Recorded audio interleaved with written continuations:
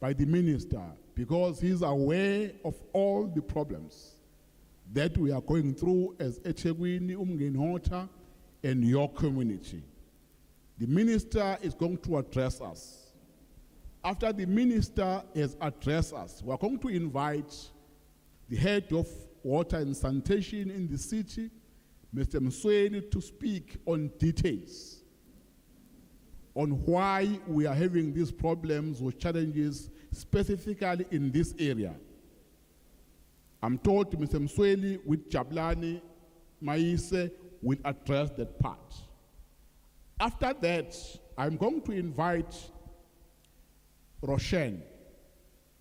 He's going to speak, mainly sharing your experiences so that the minister and the leadership from Umgeni and officials, although they understand what you are going through, but it's important for us to give you a platform to address the minister on your experiences, your frustrations, so that he understands not what has been written through emails, phone calls, but where you are addressing him direct.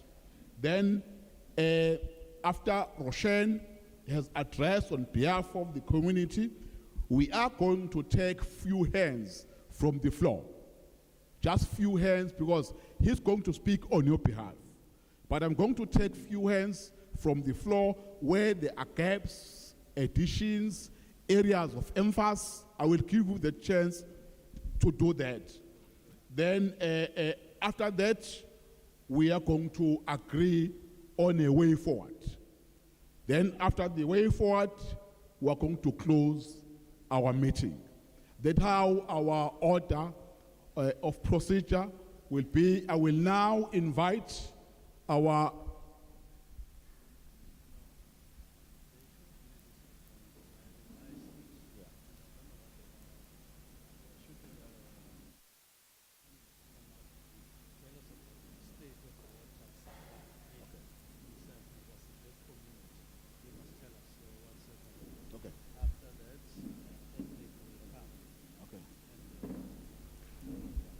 apologies for that. The minister is engaging me here after outlining the agenda because he's making a proposal, of which I think is a fair proposal. I don't see anything wrong. There's nothing major. The minister is requesting me, instead of allowing him first to address the meeting, although he understands your problems, he's saying to me, he suggests that I invite Roshan to come and address us first. Then, once Roshan has concluded his remarks, we are going to invite Mr. Msweni from Water and Sanitation. Then the minister will come after Water and Sanitation to make remarks. Over to you, sir. Thank you. Thank you.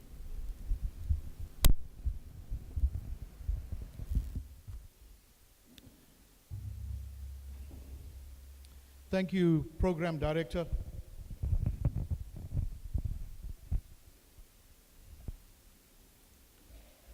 All over the world, water is regarded as precious as life itself.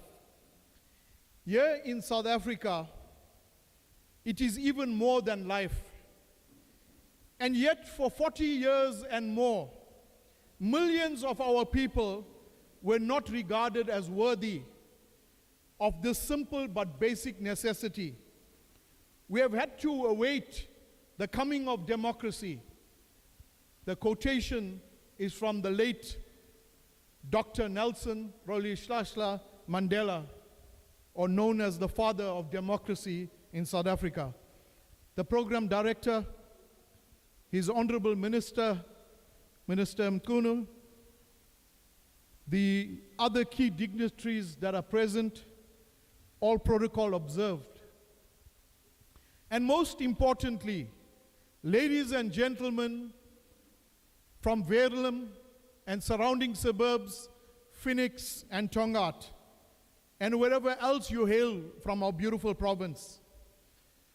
Today we come together in the spirit of hope and resilience as we welcome the esteemed Minister of Water Affairs together with his entourage and many other leaders from various facets of government.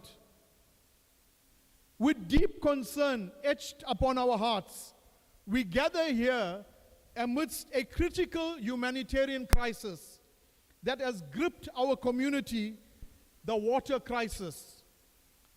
Before us lies not only a challenge, but an opportunity to restore the very essence of life, for water sustains us all.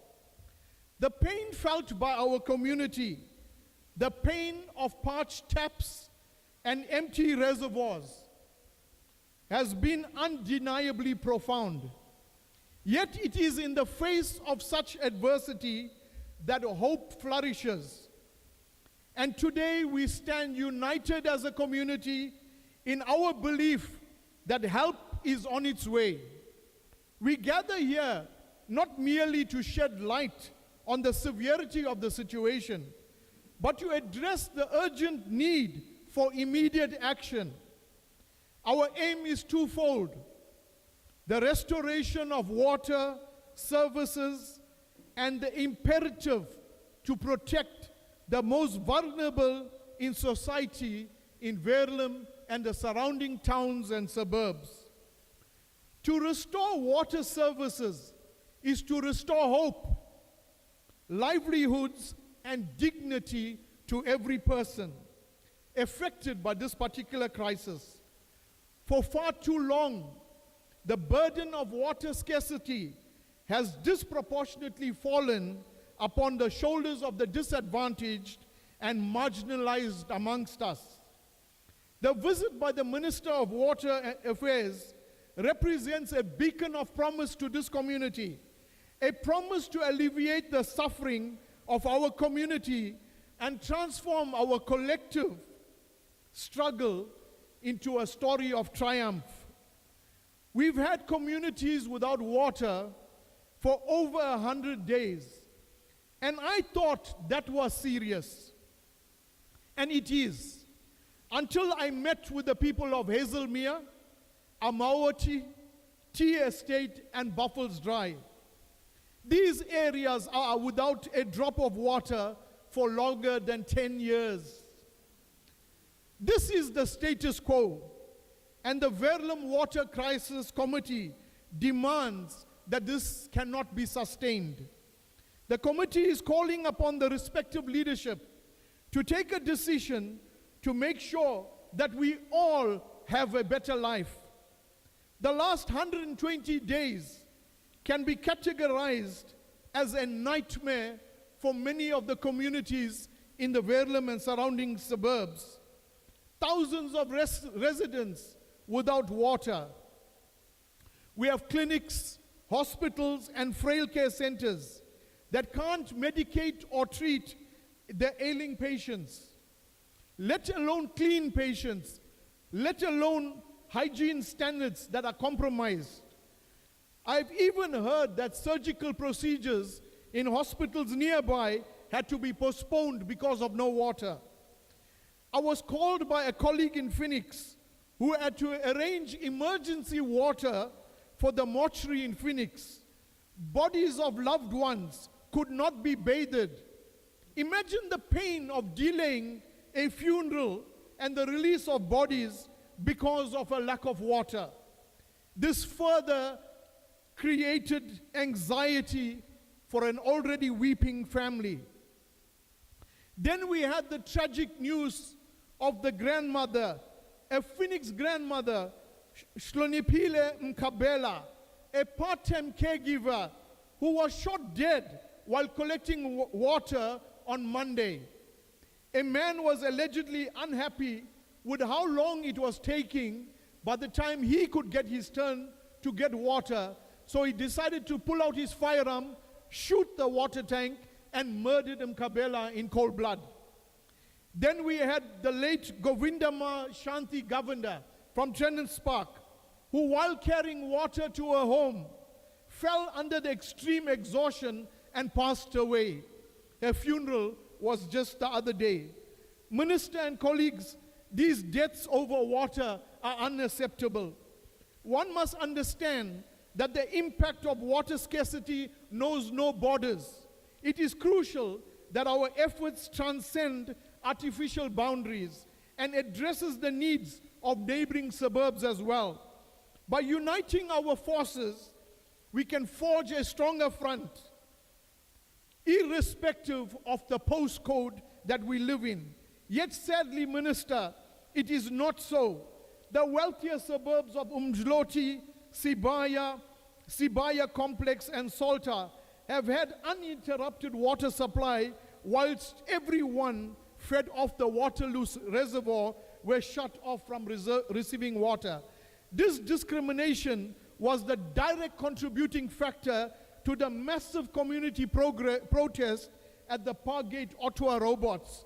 It was well televised when the community took to the streets. My community, let us not be disheartened by the weight of this crisis, but find solace in the knowledge that we are not alone in the struggle. On this momentous occasion, we join hands with the Minister of Water Affairs and with the entourage he's come with, knowing that they have heard our plea and our cries for help. Their presence today signifies their commitment to our community and to our cause. Hold steadfast community to the belief that every person, every family, every neighborhood deserves access to a fundamental human right, being water. Today we embody the power of collective hope, the confidence that change is possible. With the guidance and expertise of the Minister of Water Affairs and his team, we shall overcome the hurdles that lie before us. We will restore water services, rejuvenate our parched land, and sow the seeds of a better tomorrow. I stand here today inspired by the indomitable spirit of our community, fueled by the hope instilled in your hearts. Let us believe with unwavering conviction that this visit marks the turning point in our struggle, where the tide of change begins to flow to your doorstep. Your presence here this afternoon is an indication that you are challenged by this crisis. The time for excuses is over. The time for action and enablement of restoring water to our homes is a non-negotiable imperative. We cannot allow a situation where a malfunctioning pump that is malfunctioning for the past 7 years, known to the municipality, and nothing has been done. Until the Verulam Water Crisis Committee had to start to apply pressure, are we given to understand that a pump has now been ordered. But Minister, whilst we are waiting for this pump for the last month, thousands of liters of water are wasted daily as a result of this malfunctioning pump. Red tape bureaucracy, although necessary to prevent fraud and corruption, cannot stand in the way of ensuring critical parts and equipment are promptly acquired for repairs necessary to stabilize and maintain the life-giving aqueduct from Durban Heights to Mount View Reservoir. The time for service delivery is now. It cannot be postponed. The Verulam Water Crisis Committee has repeatedly requested the eThekwini municipality and Umgeni Utukela reinvigorates the existing pipeline from Hazelmere Dam to Grange Reservoir and then pump to Mount View Reservoir. We have set a deadline as the committee to that of 15 February 2024 for this to happen. The Verulam Water Crisis Committee is calling upon the government and leadership to make a critical decision about the billing fiasco. The people of Verulam and surrounding suburbs who have no water in their taps are now given extraordinary bills in the thousands of rands to pay when we have no water coming in our taps. Minister, that is a slap on the face of an impoverished community. This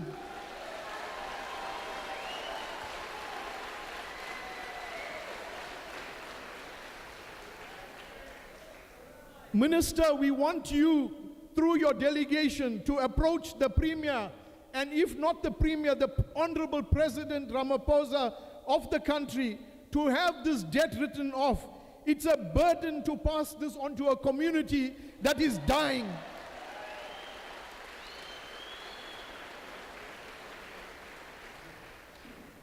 Lastly, we have repeatedly enunciated the importance of timeous communications and the announcement about the status of water supply, and this, yet promised in many meetings, keeps failing us daily. It is this silence that is fueling anger, anxiety, and frustration and desperation. In a desperate community, protest can quickly gain traction and explode. The entire meeting could have been avoided. This Verulam Water Crisis Committee had initiated communication between ourselves and the municipality without the courtesy of an acknowledgement, until we then escalated this to the MEC for Kokta, the Honorable Premier, and then yourself, sir. It is only at your door, sir, that we received a response. It is only at your door that doors were opened for us. And we are looking at you, sir. So we had to also turn to Chapter 9 institutions, such as the South African Human Rights Commission and the Public Protector. This was all unnecessary because the doors to dialogue was abruptly shut firmly in our face. Fortunately, on the worst service delivery protest this town has ever seen, that very day, the Honorable Deputy President and the Minister of Water Affairs and Sanitation reached out to us, pledging their support. That is how community we've arrived at this gathering this afternoon. We expect through this meeting that the leadership will return with us soon to celebrate in this hall the achievements. But today we must hold you accountable as government. I thank you, and may our efforts today illuminate the path towards a better future for Verulam and its surrounding suburbs, for Phoenix and Tongaat. I thank you, Minister.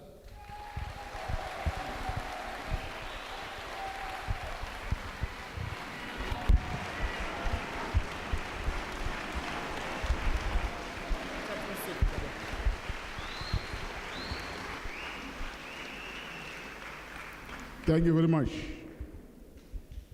You may take your seats.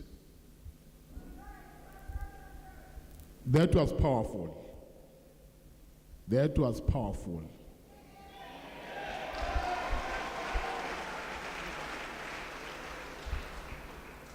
This is a message you are getting from a leader that is on the ground.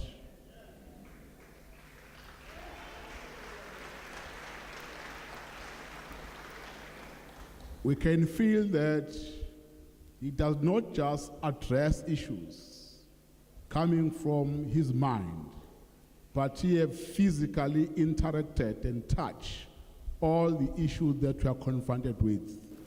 Thank you very much, sir, for that powerful presentation. We see leadership in you. Thank you very much. Thank you very much.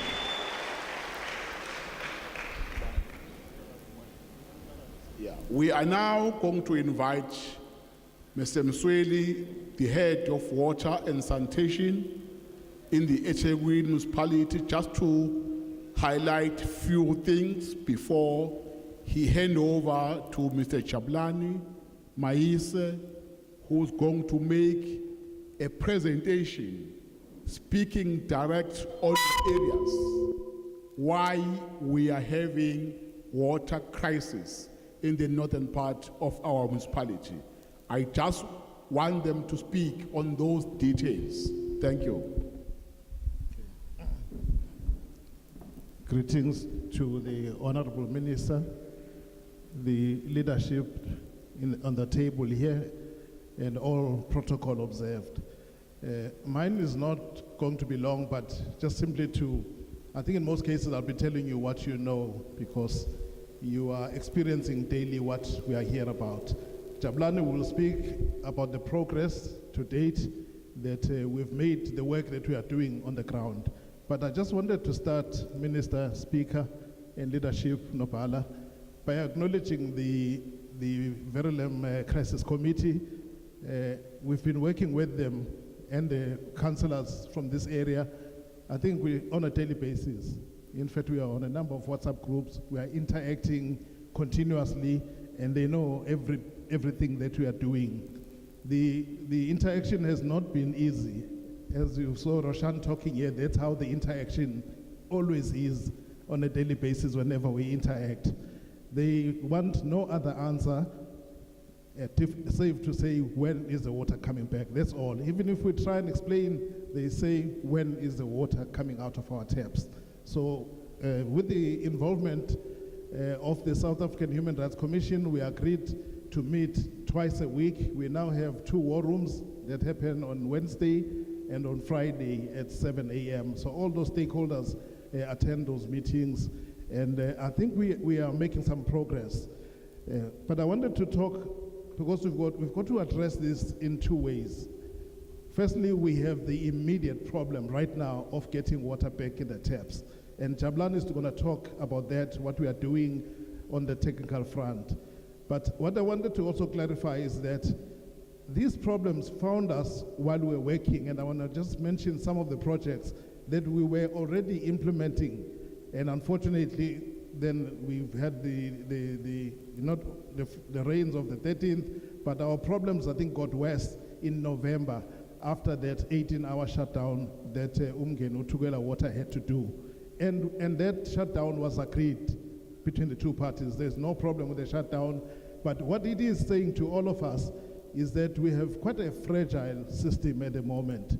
And hence, I'm sure the minister will touch on the Umkomazi Dam, because in eThekwini, our problems will really go away permanently when we get that dam. But just coming close to where we are now, there's been suggestions by many that we must bring water from Hazelmere to us this side. So we were already working on that.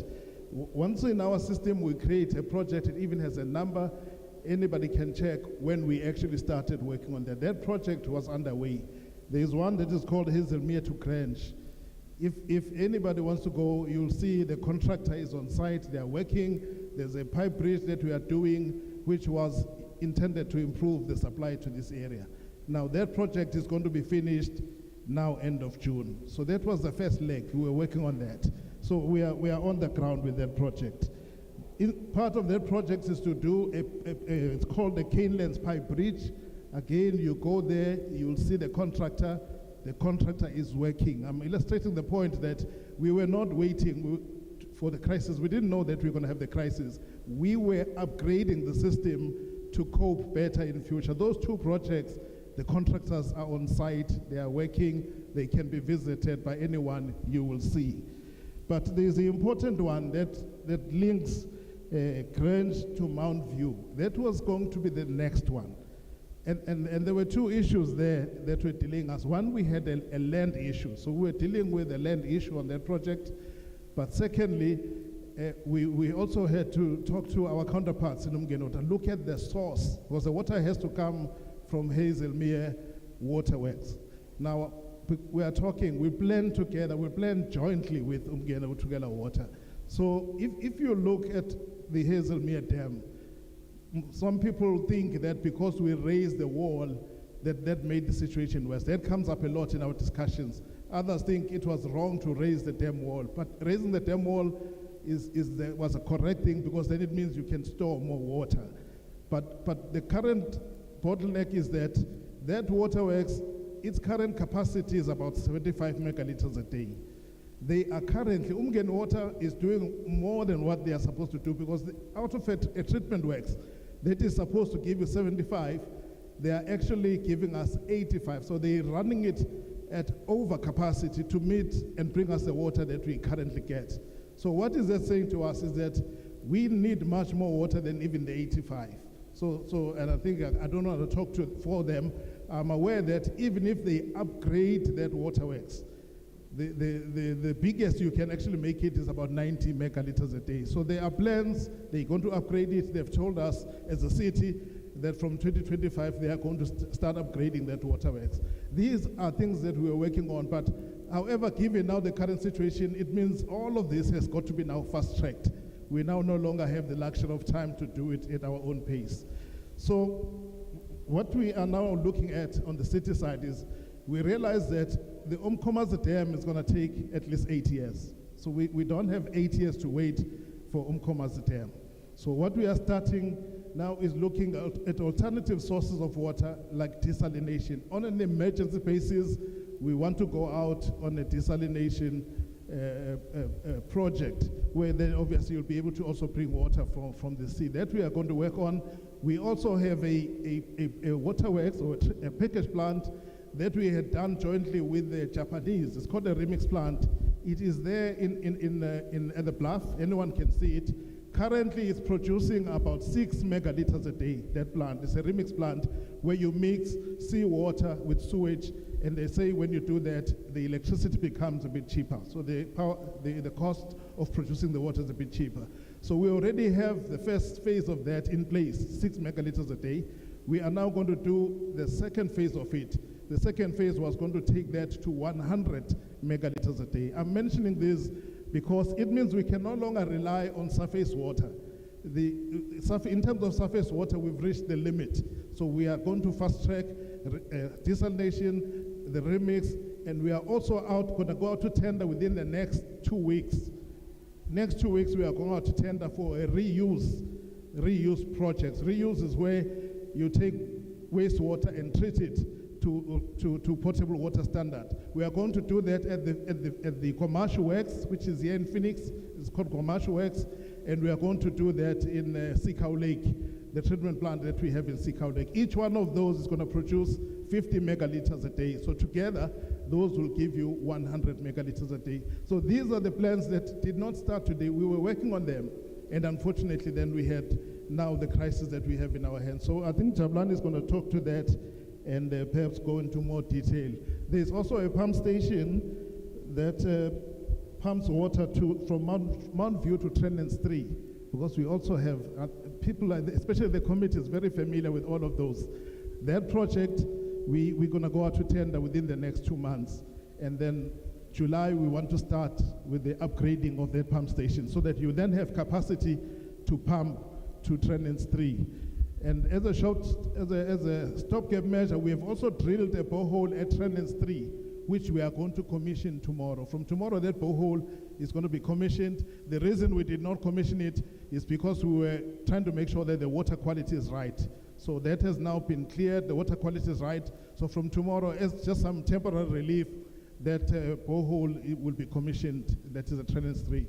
But I'll allow Jabulani just to explain what they've been doing, because if one is coming, the difficulty with this challenge that we're dealing with is that it's not a best, because you have a 35-kilometer pipeline, this Northern Aqueduct. We have been trying to find all this time where the blockage is. So Jabulani come and explain how they have to do a section at a time, try and see, is it here? And then if it's not there, they move to the next section and so on. So I think they're about halfway with that exercise. Hence our commitment of the 15th. We think by the 15th of February would have finished. Maybe you can add where I've left something out, Jabulani.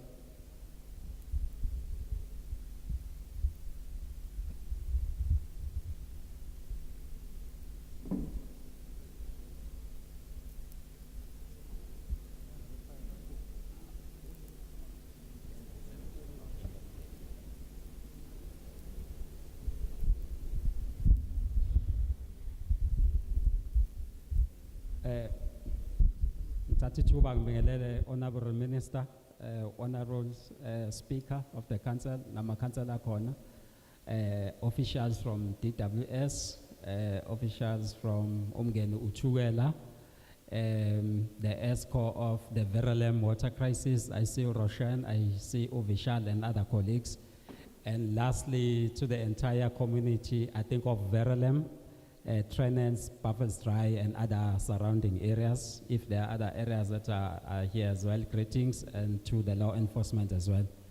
I'm not going to take more of your time because Mr. Msweli has covered most of the issues that are affecting this area and other surrounding areas. I'll just briefly cover where the problem started so that we can go together on what we are doing to address the issue. I think all of you may recall that in November 2018, your reservoir, which is in Reservoir Hills, went offline. That's the biggest reservoir at Durban Heights that supplies the entire Northern Aqueduct. It went offline. The city couldn't just leave the entire northern area without water supply. As a result, we utilized the smaller reservoir, which is Reservoir 2, which is meant to supply the southern areas, Westville, Chaswet, Shallcross, and Umlazi. So we utilized that smaller reservoir to supply both aqueducts.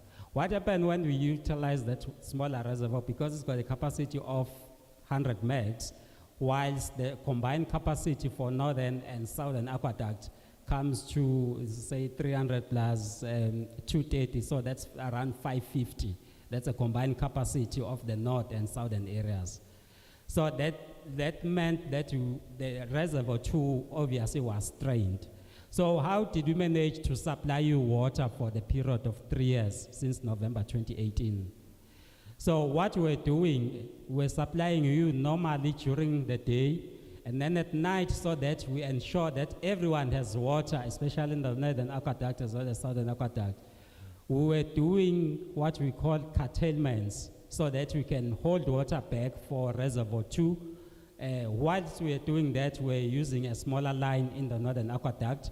But these lines, we've got 2 lines in the 35-kilometer pipeline that Mr. Msoli is talking about. We've got 2 lines. One is a meter, one is just less than a meter. So we're using 1 line at night so that we can keep the system pressurized for all reservoirs to fill, to get some water at night. Because if you are using 2 pipelines, then the system will not pressurize. If you can't pressurize your system, it means your reservoirs as well cannot fill. So that was the problem that we encountered. So we did that exercise for a period of 3 years. Whilst in the process of doing that, I know there's some engineers here in the house. When you fill and draw the pipeline, when you fill and empty it, you're creating surges in the pipeline. Surges are the reason why we have these burst pipe leaks. Some leaks are unidentified. You've got damages in air valve, you've got damages in scour valves.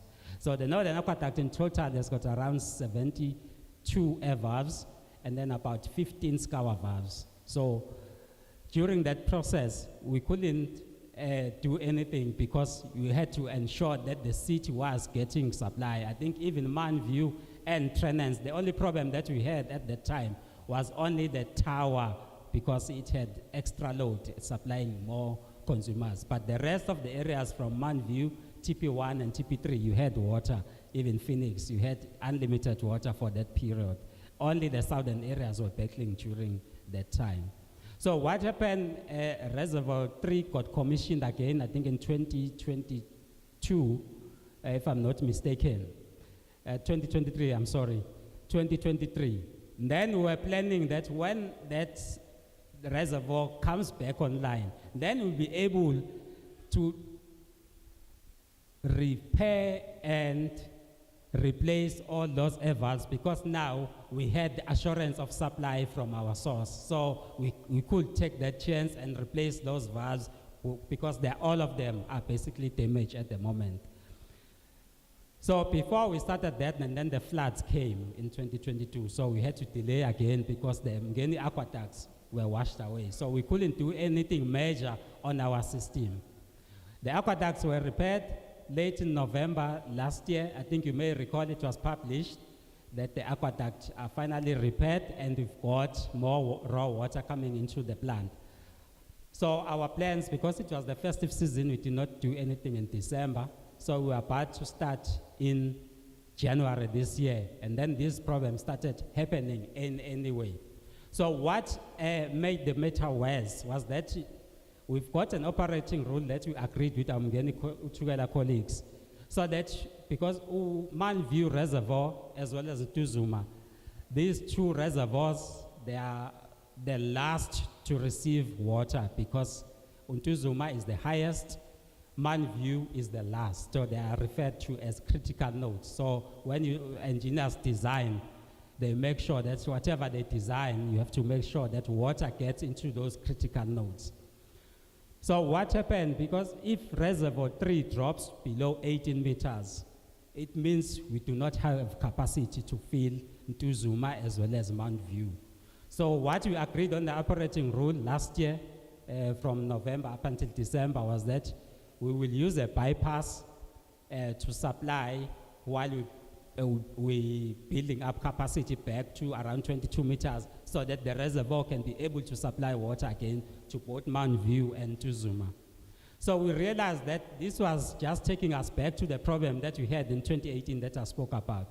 So we agreed again earlier in January that rather than doing that, let's go for option B, which was to swap these reservoirs, Reservoir 2 and Reservoir 3. Why we did that was to ensure whilst we're doing investigations, we do not have any interruptions from the bulk supplier's perspective. So Reservoir 2 does not have any pump. Whatever water is there, if it's at 6 meters, we've got adequate pressure. At 5 meters, we've got adequate pressure. Even at 4 meters and 3 meters or even 2 meters, you still got adequate pressure. So 2 weeks ago, we did that exercise. So now our system is fully pressurized every day, which assists us with these investigations. That's why we agreed that we will have that date of the 15th, that we will have completed the entire investigations, the servicing or replacement of all those damaged air valves. So what we've done from Reservoir Hills up until Newlands, we've completed that exercise. They are getting water normal. I think all of you are aware there are no issues in either Ntuzuma, Kwamashu, and Newlands. So we've eliminated that problem.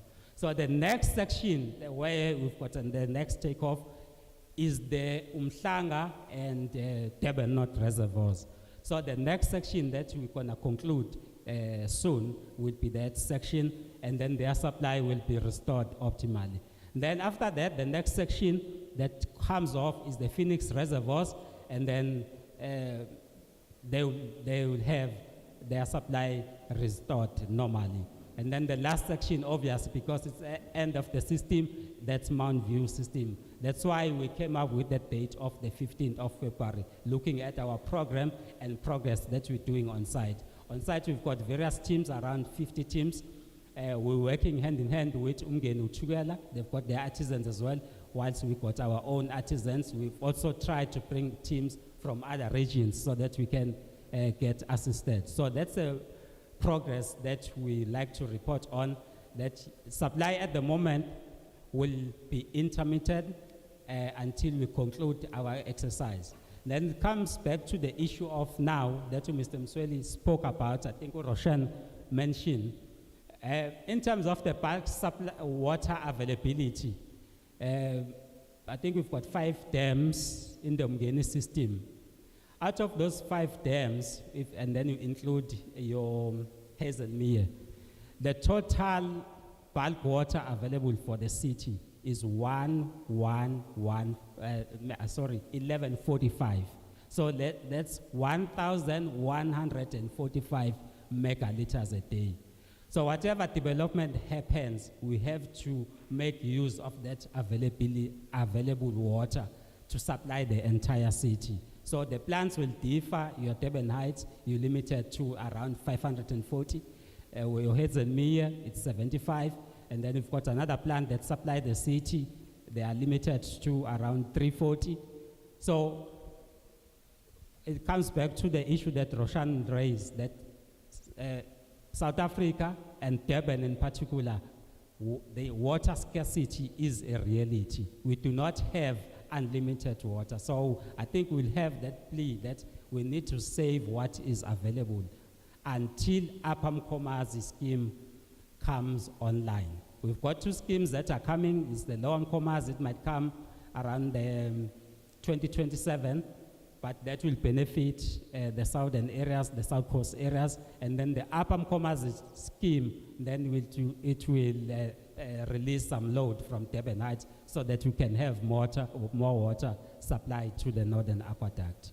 So these are the schemes that are coming, but whilst those schemes haven't come, we've sat with our Mngeni Chukela colleagues so that they can look at their Hazelmere and see how can they make more water available so that we can boost supply inflows to our Manview reservoir. So I think I'll stop there for now, and then I'll hand over to the minister.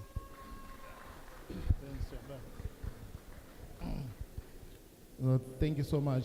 Before I hand over to the speaker, we wanted to just crystallize what we are saying so that there can be a takeaway. I think the first point to take away is that currently we are not throttling supply to the northern areas because of what Jablan was talking about, that we are now supplying you from Reservoir 2, not Reservoir 3. All that long story, I think he was trying to explain that we no longer have to do that, because that was causing the problems when Mngeni had to supply us through a bypass for some reasons. Then our reservoirs used to collapse. So I hope you understood that in the last two weeks we've worked together with Mngeni. We are supplying from Reservoir 2, so there's no longer that supplying through the bypass until this problem is resolved. So that is not there anymore. I think also Jablan is saying that in the time between now and the 15th, the big thing that they are doing through the process of step testing is replacing air valves. I don't know if Jablan, if you mentioned the number, there's 72 of these air valves that need to be changed in the northern aqueduct. I think they've got 60 or so to go now. So they're replacing air valves because if it's not a physical blockage in the pipeline, sometimes it's airlock. And the only way to get rid of the air is through those air valves. So we are doing that, replacing them, even if they're not broken. We just want to have all new air valves in the northern aqueduct. So the second thing they are doing is replacing air valves. And then obviously if they identify a leak, last week they identified a leak that was in the river. So if it's in the river, you are never going to see it because it gets mixed with the water from the river. So they identified one like that, and that one is being repaired. But in the background of all of this, what I also didn't mention is that we are commissioning the new northern aqueduct. I think that's more of the long term. Thank you. Thank you very much, Mr. Msweli. As I made a commitment that after Mr. Rashon and the presentation from water, I'm going to invite few hands. In fact, after that powerful presentation from Mr. Rashon, I'm sure most of you are covered. But I want to allow those who want to make points of emphasis and give some clarification before the minister's address. Because I want you now to address water and department team from the city and the minister and the chair from Mngeni Uchugela Water Board. I'm going to note those hands, not many hands, few hands, because already a submission has been made on your behalf. I will start from the side on my left, then I will go this side. Then my brother, you are number one. The team that assists me with the roving mic, please, I will invite them. Once I note your hand, I suggest you come in the front so that it will be easier. You are number one, you are number two, ma'am. You are number three. You are number four. Yes. You are number five.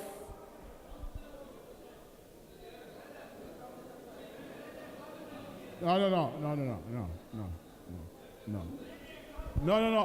Sorry. I even note your hands. I was seated number 5. The gentleman who's number 2 have not been. Yeah, but by the way, I will check you. Then let's do this. You're number 5. 1, 2, 3, 4, 5. Then I will check 6, number 6, number 7, ma'am, number 7, number 8. Let's take number 10 there with the phone. Come, number 10 in that order. No, sir. No. Listen, order. Can you start? Your name?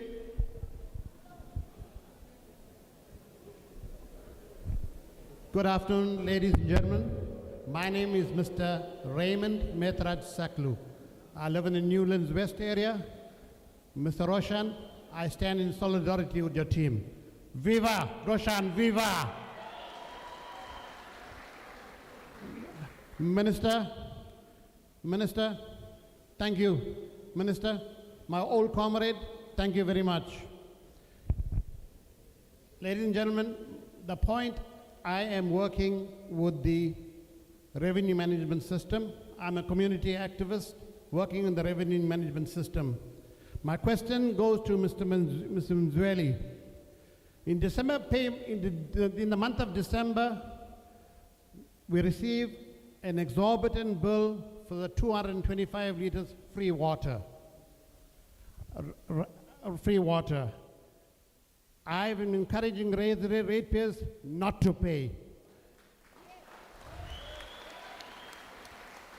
I've been encouraging ratepayers not to pay.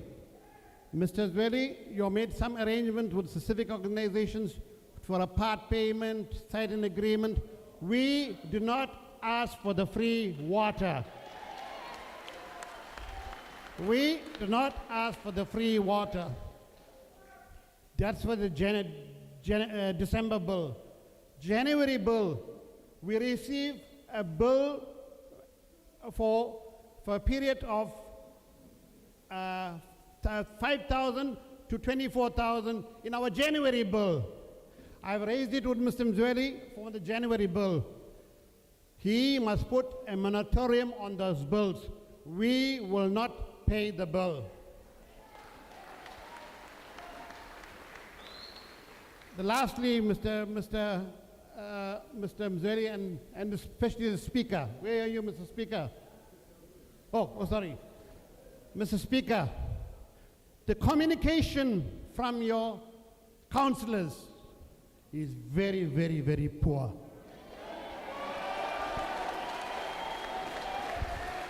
We have the Democratic Alliance councillors are politicking around poor people's water. We're saying, Mr. Speaker, your so-called ward committee is ineffective. The ward committee gets a stipend, it's ineffective. I raised it with your team in October last year. The ward committees are not working. Stop paying them, Mr. Speaker. Thank you. One more. My question, my issue to the executive mayor. The executive team in the city is a combination of the Democratic Alliance, combination of the IFP, combination of the EFF, not necessarily Mayor Kaunda. A lot of attack is being based on Mayor Kaunda and the ANC only. We need to attack the executive committee. They represent all of us. Thank you very much. Thank you. Yeah, no, thank you. You can take your seats. I want to make an appeal to all the speakers I'm going to invite. Introduce yourself straight to the point. Try to be short so that we allow people, as many as we can, to address the minister. Over to you, ma'am. Power to the people! Our minister and others on stage. My name is Andisha. I represent the Ottawa Environmental Forum. What rubbish went down here is unacceptable by the people of Ottawa. Our problem of water goes back in excess of 15 years. So what rubbish you talking about the floods? A lady was killed in Ottawa Depot. The rubbish about desalination must be stopped immediately. LAMRAG, the Lamesi Action Group, had put a stop to the desalination plant in excess of 10 years. I was on that committee. Do you know what desalination is going to do to the sea? We might benefit, but what about our environment out there? Do you think before you come and tell, yes, desalination? Rubbish! We will fight the desalination, Ethnic. Do not bring that up. You were part of the negotiations. You were there with CSIR. You were there with Amgani Water.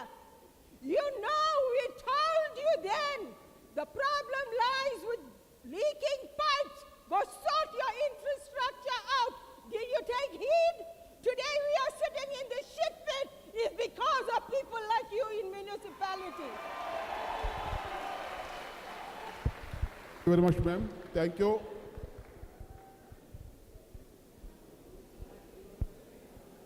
To the Minister,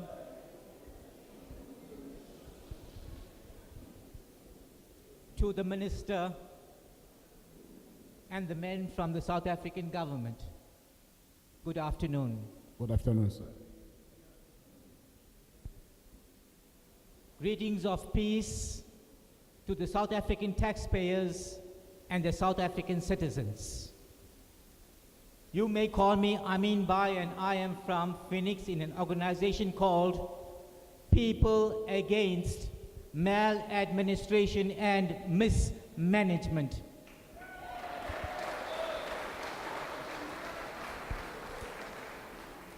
To the men from the South African government, I am not a disgruntled Indian. I am a commissar of the South African Communist Party. I have conducted schools in the socio-economic dynamics in South Africa, together with the political economy and universal human rights and suffrage. Therefore, it gives me great pleasure and privilege to know that you have attended this meeting to take the responsibility of the water crisis under your watch. I have seen some notices as I was coming in, and at the front it is saying that water is a human right. Let it be known that water is just not a human right. Water is an essential human necessity. Right at the front here, it is saying that water is life. Well, let me interpret this for you. That when your government does not give you water, or when your government is depriving you of water, they are depriving you of life.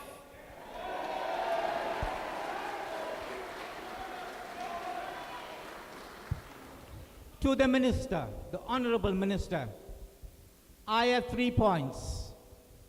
One being a proposal to you, the second being an instruction for you, and the third being a requirement from you. The first, the proposal is that from your ministry you set up a water and sanitation office in all designated areas where water is being deprived.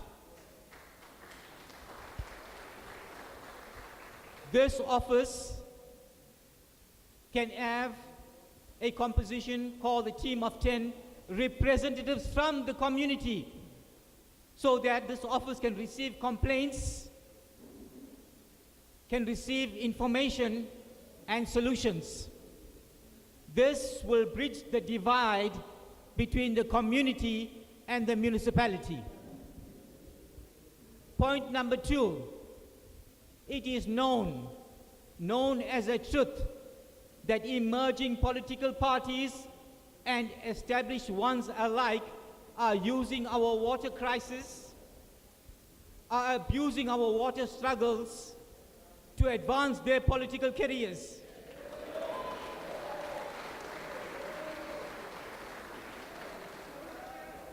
Mr. Minister, I call upon you to instruct these political parties to refrain from their political prostitution. Third point, I make reference to the Public Finance Management Act, Section 32, which makes mentions of budgets, expenditure, and records.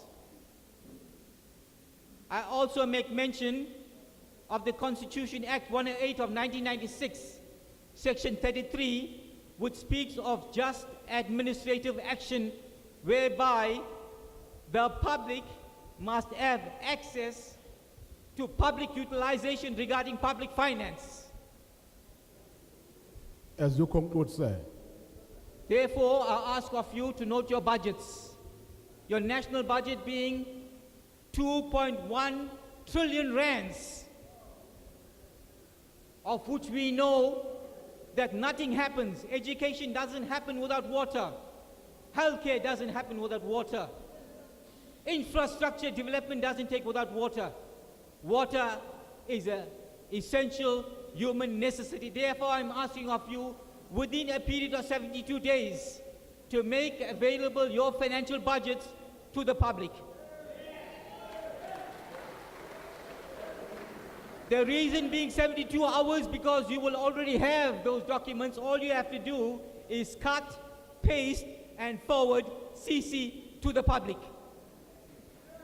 Mr. Minister, in parting, before you being a politician and before I'm being a commissar, we are humans, and therefore we have a human obligation to ensure a basic human resource called water. Power to the people!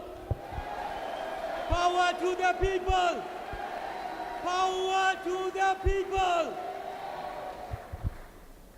Thank you. Before you hand over the mic to the next speaker, there are two vehicles, NG 835605 is a Toyota Camry, NJ 82781 is a Golf.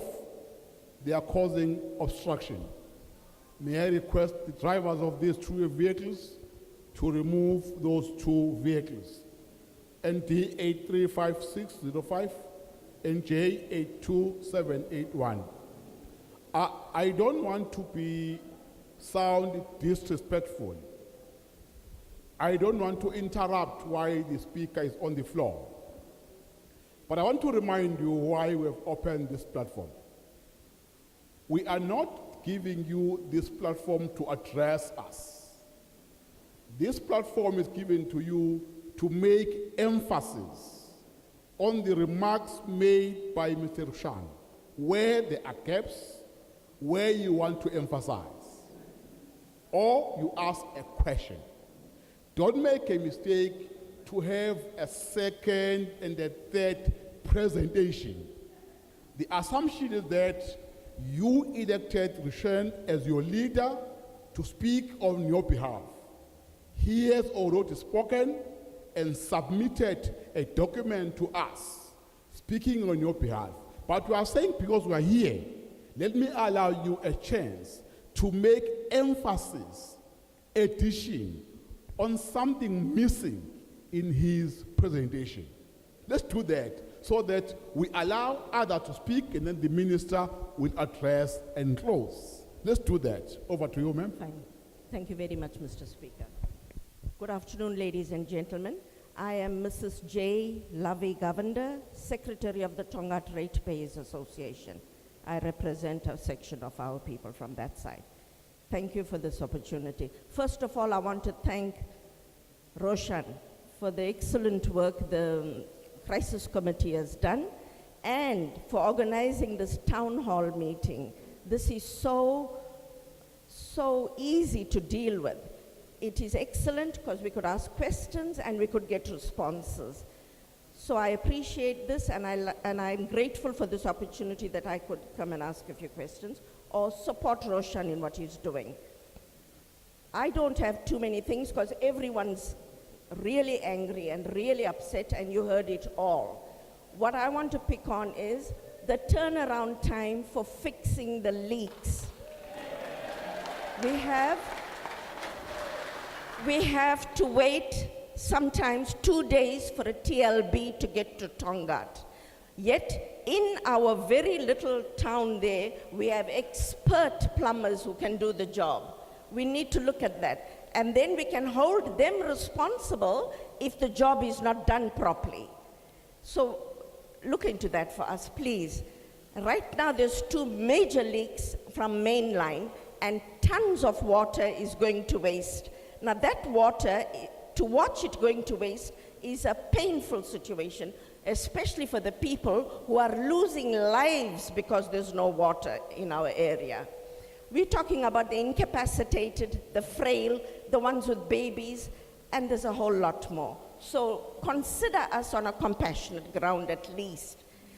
The third thing is the billing system needs a major shake-up. In our midst, in Tongaat, in one block of flats, the cost of those houses is way below 250,000. 10 people from that flat get that backdated, fancy, thumb-sucked amount. The rest of them don't get it. We need to know, how did you derive at that number? So we can go and explain to our people, that's why you were charged and you was not charged. We need answers. Remember one thing, Tongaat is a woke generation. We're not sleeping there. We want you to be honest and transparent with us. That's all we're asking. Speculation is a very bad thing. When we don't get honest answers, we start speculating, and that's not healthy for anyone. All we're saying is, let's work together. Work with us. We want to make you look good as well. We're not looking for any fancy titles or any big show in the community. We want our people to be serviced, and serviced honestly and transparently. Thank you very much.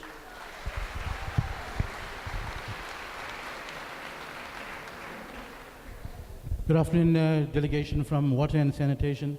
Mr. Senzo, I know we're online all the time. We appreciate you, Roshan, and the rest of the team, Ethnic as well. I'm going to be very quick, so I'm not going to complain because I think you've heard enough of the complaints. I come from a very small community, 60-some-odd thousand residents, both formal and informal. And I can hear Ethnic and Jablan talking about the development of other areas and the increasing of capacity of water. We in Tongaat are unique in the sense that we have our own Tongaat waterworks. We produce our own water for our residents. If anybody here is from Amgeni water, I just wanted to say shame on you, because you're not sparing us with any water at the moment. So let me just get to the points instead of grandstanding. So we request Tongaat Waterworks, and I know Ethnic always in the meetings is calling it projects. So we request the immediate expansion for the Tongaat Waterworks to be able to supply more than the current 20 megs of water, an urgent and immediate replacement of all bulk services, meaning from Tongaat Waterworks to our reservoirs. We also, as much as I criticize Amgeni Water, Mr. Senzo, Amgeni Water is an SOE. It belongs to the people. It's a state-owned enterprise. Don't behave as if you are strictly business. You are producing water, share it. People of Verulam, if you are here in majority, how is it fair that Ethnic is talking about water coming from Hazelmere to you guys now?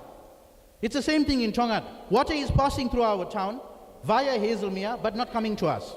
Even during the floods, that never happened. So we are asking Amgeni Water to spare us 5 million liters of water into Mamba Ridge. It'll help ease our pain and suffering. in terms of what Jay Lavi spoke, in terms of category plumbers, I think the biggest thing is you'll need to admit immediately that you'll need ward-based plumbers. Category A, Category B, X, Y, Z. Plumbers must be based in our ward to attend. You all are the ones that are suffering the huge losses of water. It's lost in rands, in cents, to eThekwini Water, not to the residents. You'll need to have plumbers based in our area. She spoke about resources, TLB, backfill. Simple thing like backfill. We can't get to close up a line. Hambanati is a constant issue in Tongat. I see Mr. Ricky Naidu is here, always sending his trucks into Hambanati, 11, 12, 1 o'clock in the morning. It's a small area, but a big population. We've grown in the last 30 years. So we got the big Imona Reservoir connected. Can we please ask eThekwini to maybe assist Hambanati with diverting water into that area? I also think there's air valve issues there as well, ethnic, because there's a portion of Hambanati that doesn't get water all the time. The board there says water and sanitation. We mustn't lose focus of just water. Sanitation, there's a shit show going on in Tongat, every other corner. There is sewer flowing everywhere. Our roads, our homes, into our rivers. And I'm disappointed that Commissioner Ntuli is not here. She's one of the initiates of this. She needs to know the violations of eThekwini. Water is our right. Sanitation, as clearly stated there and in our constitution, is our right. The destruction of our environment by sewer going in there, the buzzword is E. coli. For all those people living in Amshloti and everywhere else, the buzzword is E. coli. Our environment and the destruction that the sewer issue is doing right now is catastrophic. Our school children, I live in an area where we have Umbai, we have Gwalas, we have transit camp. School children from those areas don't have water.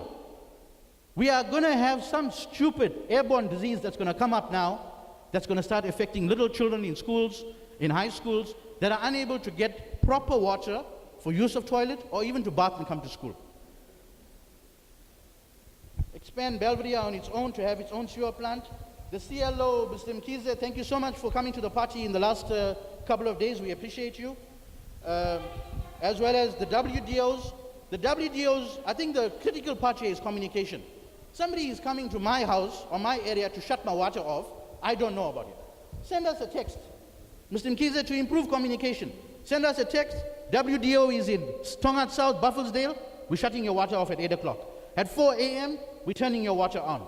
Give us that kind of communication at least.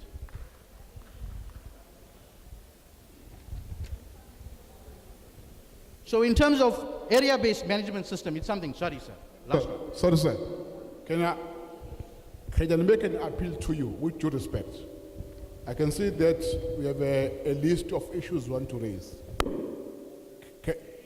Can you please summarize your point and submit the list to the minister so that he can respond when he's responding? Thank you. Minister Senzo, sorry. Your mic is off. Your mic is off. It's here. We don't want the budget before 2023. We want the budget now, sir. Expansion of Tongat Water Works and our parks. It's all good. Thank you, sir. Thank you. Good afternoon. Good afternoon, residents. Okay, the speaker has announced that I cannot address the dignitaries on stage, so I'm supposed to address you. You are my ratepayers, you are my residents. So I'm speaking to you as a ward councillor and as an affected resident as well. All right?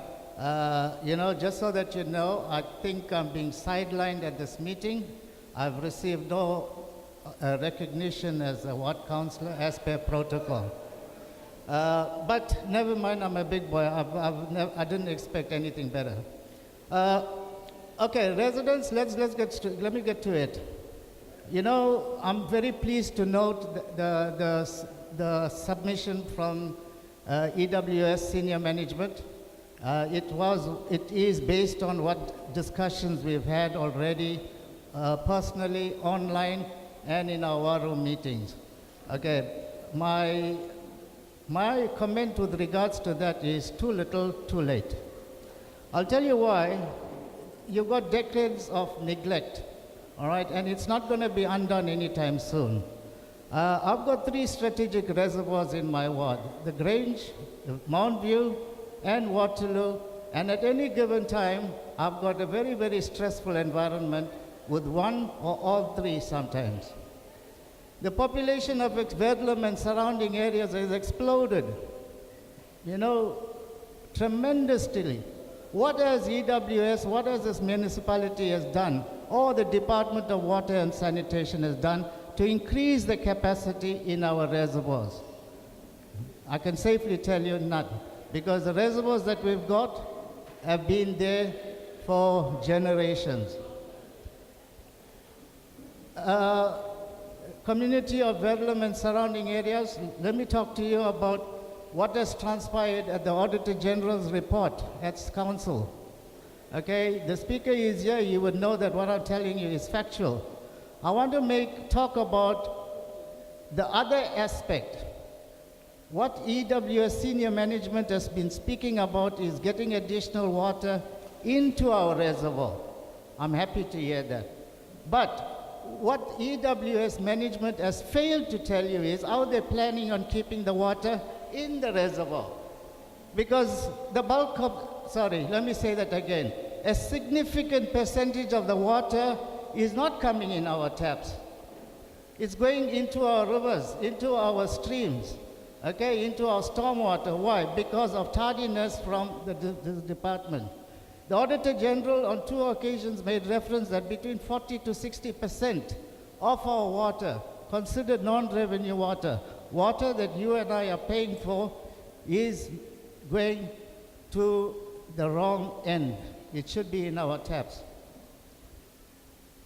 The Auditor General also made reference to consequent management, okay, meaning that the municipality is failing to take concrete steps against officials and staff who are not performing as per KPIs and as per job description.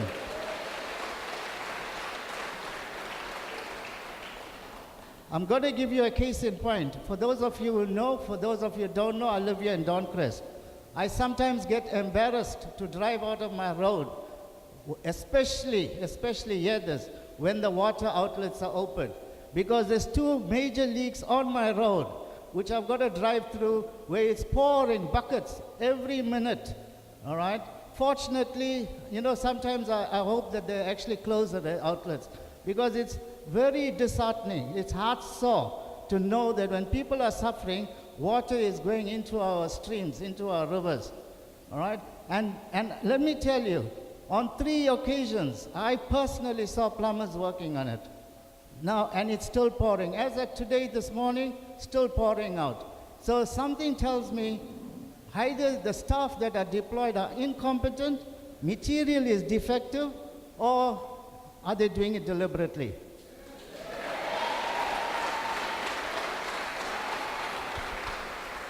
We cannot have a case where we're concentrating on getting water into our reservoir and we forget the other major aspect, keeping it in so that it serves its purpose. And okay, the other case in point that Roshan had picked on, I'm not going to dwell too much on it. For about 7-8 years, yes, that pump was pouring out. I brought it to the attention of senior management at EWS, all right? I think collectively, over this period of time, we must have lost a couple of Hazelmere dams already. Yes, tap water, because that's how serious it is. Add on 24 hours a day, 7-8 years. And as we speak right now, it's still flowing out, even though the outlets are closed, guys. We talk, in keeping with the lack of adequate supply, I want to talk about the issue that the lady just before me had spoken about, is the issue of resources. The plant department. The plant department, it's really a very serious matter. When we got a major burst, we got to wait for hours, days for a TLB. Then we got a case where, case in point, just down this road, yes, this road here, the water was pouring out of a burst pipe for months. And yet, eventually, under duress, that burst got sorted out. And if you take a walk down the road, you will see there's still a hole there. That was over 6 months ago, guys. That's how bad Can things are. you try to conclude, sir? I'm actually, Mr. Speaker, with due respect to you, I'm speaking on behalf of several thousand people who cannot be here. It's fine. Proceed, but try to conclude. Thank you. You know, there's a common saying, respect begets respect. I'm not here to cause embarrassment to anybody. All we want is water in our taps.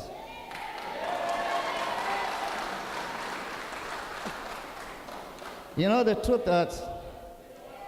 Okay, now let me tell you, I spoke to you guys earlier on about the issue about too little, too late. All right? A long time ago, I got elected 7 years ago. I've been pushing for the Mount View line to TP3 to be, updated, upgraded. All right? Eventually, we get a budget. And then guess what happens to that budget? It gets reprioritized. Okay, so for those who don't know, let me tell you what reprioritization means in council meaning. It gets taken away because it's only 7 million rand. So how then, after so many years, they went under budgeted that project? And where's that money gone to? Gone to another project.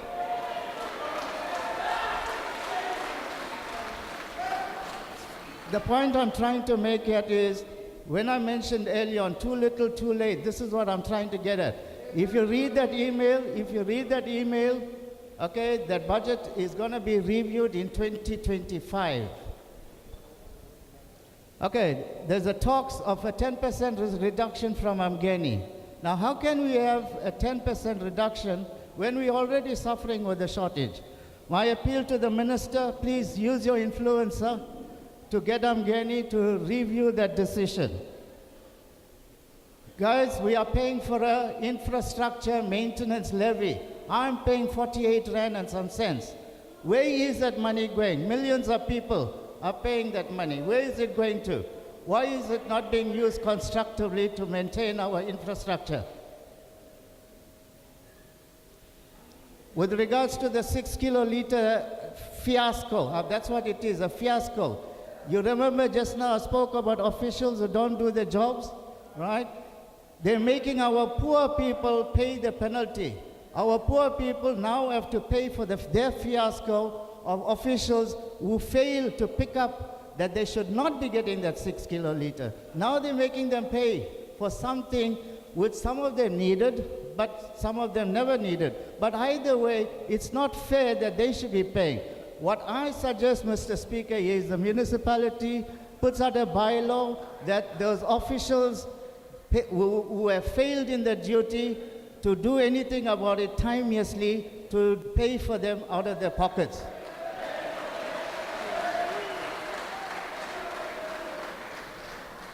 Okay, let me tell you something. You know, it's good that I'm also a victim. I'll tell you this. Why? Because as a consumer, I'm also subjected to this. Sorry, sir. Sorry, Councillor. I'm rounding up, sorry, Speaker. Sorry, no, order. Listen.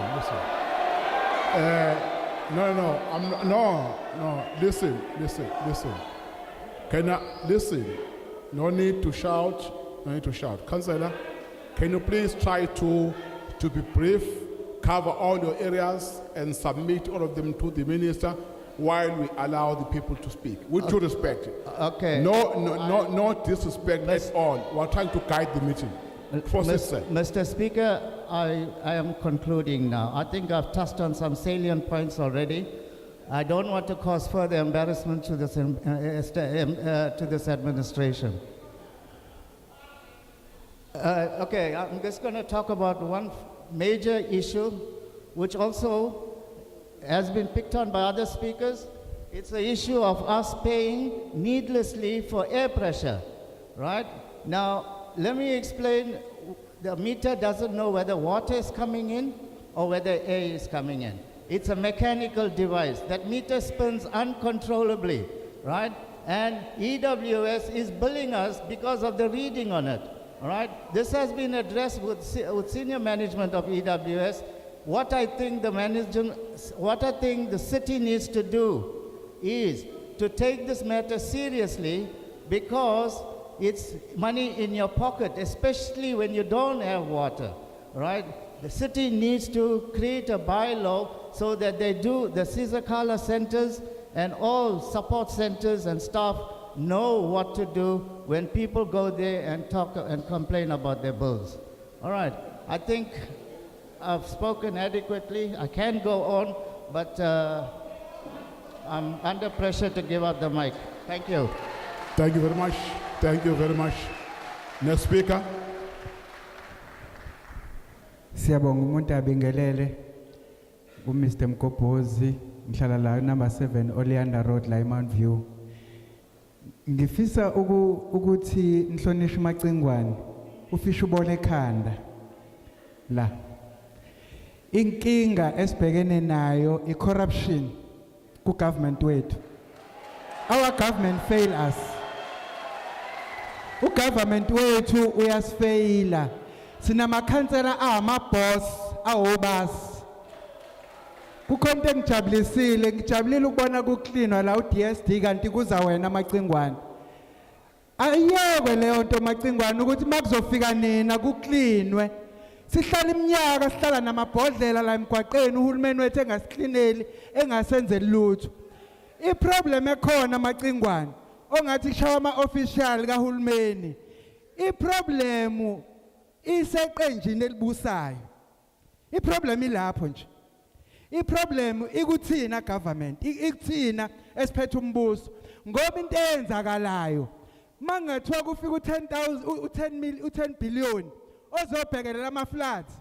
Ithina organization qembe elibusayo esigijima kuqala sibothi sohlukaniselana kanjani. Kuyaqamba kufanele ukuthi kulungiswe la mapayipi la onakela ayisekho imali. Sinenkinga baba Macingwane. Uyabona nje mawungehla la kulomgwaqo lo. Kuke kwavuza amanzi for the whole year. Mawungasudlule manje bafika bezowavala amanzi. Akaze kuze kuphinde futhi kuzovalwa umgwaqo. Kuthatha iminyaka. Nasi isicelo sami. Ake kuvalwe la ama subcontractor agcwele kangaka. Abuya phinde asintshontshela amamitha. Athepha amamitha ethu. Kuvalwe la ama subcontractor abuya afike la azontshontsha ama-valve. Iyafakwa i-valve namhlanje ngesonto elilandelayo isintshontshiwe futhi. Ake kuvalwe la ama-meter tanker. Othola ukuthi ngisho osopolitiki nabo banawo ama-tanker. Inkinga iyona nkinga esibhekene nayo.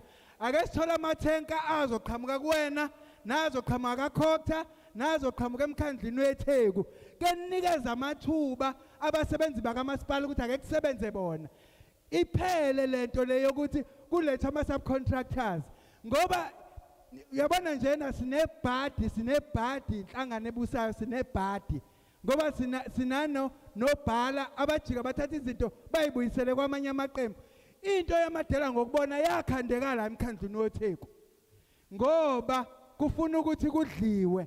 Ayiphele lento Macingwane. Ake kubuye ama-water tanker omkhandlu. Ukhawunda wamemezela ukuthi uthenga ama-water tanker. Ake kubuye ama-water tanker aka-national. Angazi ukuthi uhulumeni wethu ngempela yini angabi nozwelo kangaka nabantu abamnyama. Uye eBhalitho amanzi akhona. Uye eMhlanga amanzi akhona. Uye e-airport amanzi akhona. Why kubantu abamnyama amanzi angabi khona bewakhokhela? Unenkinga namhlanje yokuthi ngisho ukuthi ngathiwa uyofuna iti yesibhenge ukuzuthole bazothi amanzi awekho. Inkinga esibhekene nayo. Ake sibe nozwelo kubantu bakithi abamnyama. Ake siye kuntshontshela abantu bakithi abamnyama. Ngoba lentela ikhokhwa yithina. Kodwa sijika thina simakhansela siba amabhosi kakhulu. Amabhosi amakhansela ethu. Amabhosi.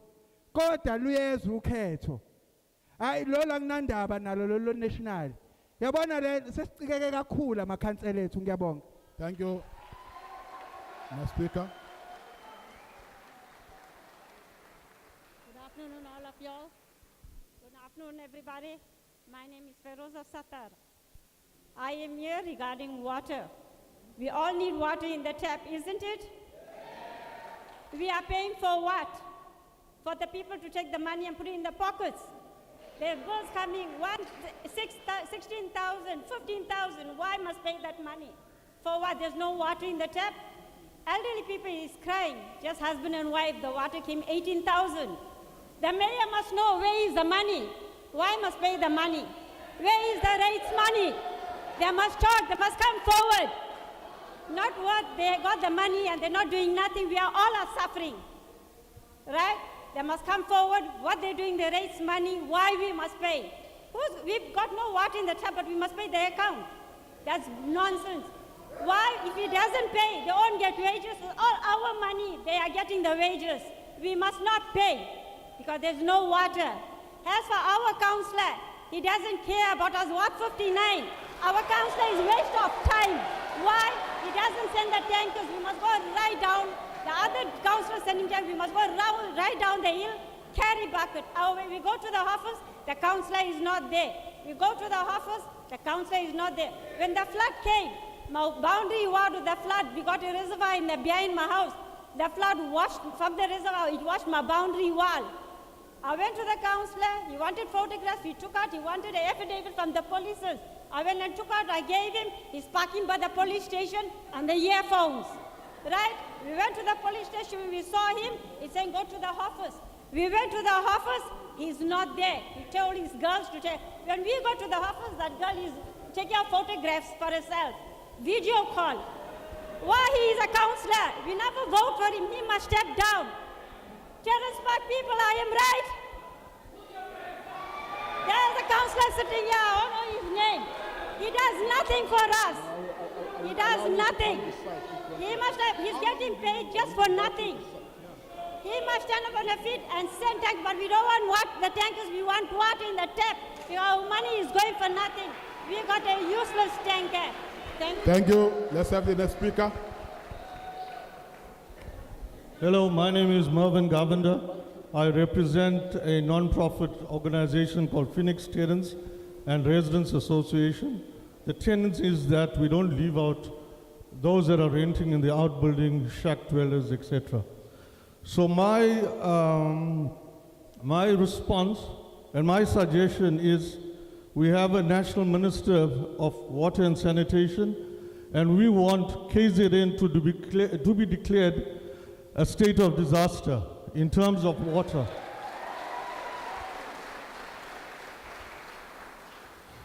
Down the road we have Mount Haven Primary. That school, from the time the term started, every day that school closes at 10 o'clock. And I invited Mrs. Naika, the principal. And our kids are not getting a quality education in the school. And we want the minister immediately, when he declares a state of disaster, we need these rent-to-lose in these schools so that these kids are not sent back home. And we want those funds made available immediately. The other issue is, what is your plan in terms of the clinics? What is your plan in terms of the old age homes? What is your action plan in terms of leaks? 50% of our water goes down the gutter. We need boreholes. And I hope the minister is taking notes. Sewer leaks. People touched on sewer leaks. We all know where that ends up. Give us an action plan in terms of our pump stations, and we need it now. Give us an action plan of the wastewater treatment. Give us an update on technology toilets, because that is your department, sanitation and water. We need to know today what is the budget that you will spend in KZN and more especially eThekwini in terms of your capital budget. The other issue is that the billing system, and you guys belong to an organization or affiliate, SALGA, South African Law Government Association. Now how is it Kwadakuza gets 10 kiloliters free water irrespective of the value of the property, and we must pay for 3 years backdated for that 6.5 kiloliters of water? We want the scrapping of that bill immediately. The other issue, and I think the minister must tell us today, is he going to declare KZN a state of disaster because there is no water security in this province. And water security is part of our constitution. And if it's part of our constitution, then all of you all up there have broken your oath of office to that constitution because we do not have water in our taps. Thank you. Thank you very much. Next speaker. Thank you very much. Good afternoon to the Speaker, Honorable Minister, officials, community members. My name is Stephen Naidu, and I am from Tongaat. I also represent the Tongaat People's Movement as well. Honorable Minister, it is a very sad day, and I would say, go as far as to say, a stain on the struggle credentials of the ANC. The people in Tongaat, the transit camp, the informal settlements, the ablution facilities is in a deplorable state, to put it very mildly, sir.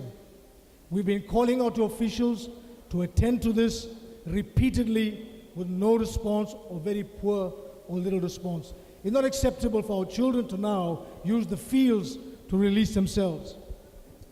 So there seems to be a serious challenge or a disconnect in the system itself and the different departments of the eThekwini municipality. And I say this for this simple reason. In the last 3 weeks, the floods have caused serious damages to bulk supply, to the Tonga South Reservoir, which you're aware of, Mr. Eddie Mzweli is aware of, officials are aware of.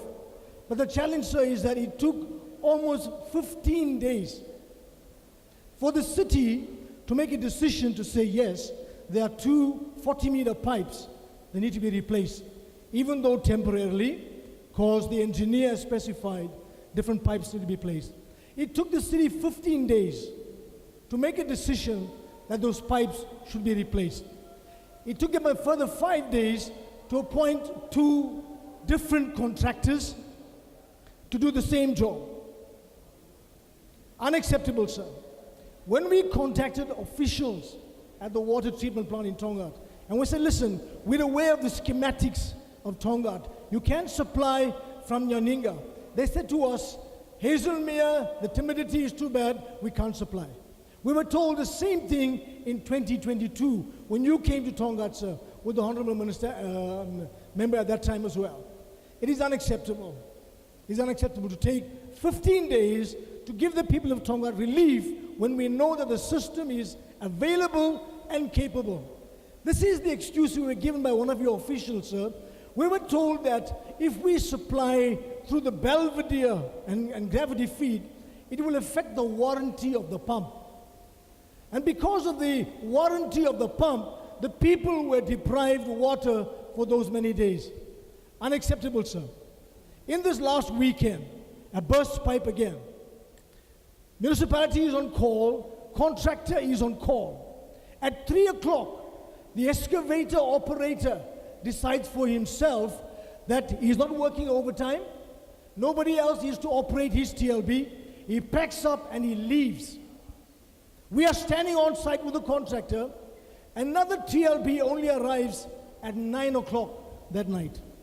6 hours, they all stood with no work. The contractor then leaves at 9 o'clock and he tells me, listen, I don't get paid overtime, I'm leaving, no work was done. Not acceptable, sir. You've heard them say there are capable, qualified artisans and service providers in the communities. They should be the first respondents. They are quickest and they're available and they know to do the job. So my question to you is, and I'm calling on behalf of the community for a lifestyle audit on the officials in the water and sanitation department. Because this thing with the tanker services and alternate supply of water seems to be the order of the day. And we believe that somebody is benefiting from the tanker services that are available to the city. So we are asking for an immediate lifestyle audit on all those that are involved in the procurement system and the delivery of tanker services. We're also asking, sir, for an interfacing of your departments. The DSW is not even 3 kilometers away from where this burst pipe was on Friday night. We could have had a TLB from the DSW right there within half an hour. But we had to wait 6 hours for the TLB to arrive, and then the work only completed at 1 o'clock in the morning. Unacceptable, sir. My last point before I take my seat, sir. The most recent protest, Honorable Minister, in Ottawa was a peaceful protest. But we have seen in this protest the emergence of apartheid agents within the services of SAPS and Metro Police, firing on innocent protesters unprovoked. Honorable Minister, you have been in the struggle a very long time, and you're also one of those recipients of those brutal attacks. I would like to ask you, sir, what is your department going to do to deal with those officials that have opened fire on innocent protesters unprovoked? I thank you. Thank you. Thank you. Good evening to all honorable members and to the residents who has made yourselves present today. My name is Leon Naika, and I'm from the Sana Township. You have asked us to come with questions, and I do have indeed questions, because my first question is, where is your heart for humanity? Because our people are suffering out there.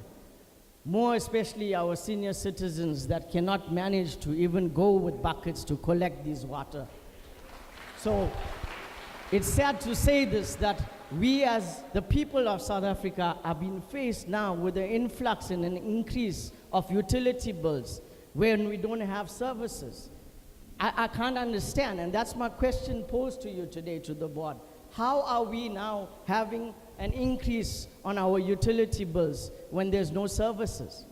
We don't have a drop of water, but our bills are increased. So we need answers, and we need answers now. We need water now, because you as our government have failed the members, have failed the people of South Africa. And we are not going to wait for 2 months. We need everything resolved now. Thank you. Thank you.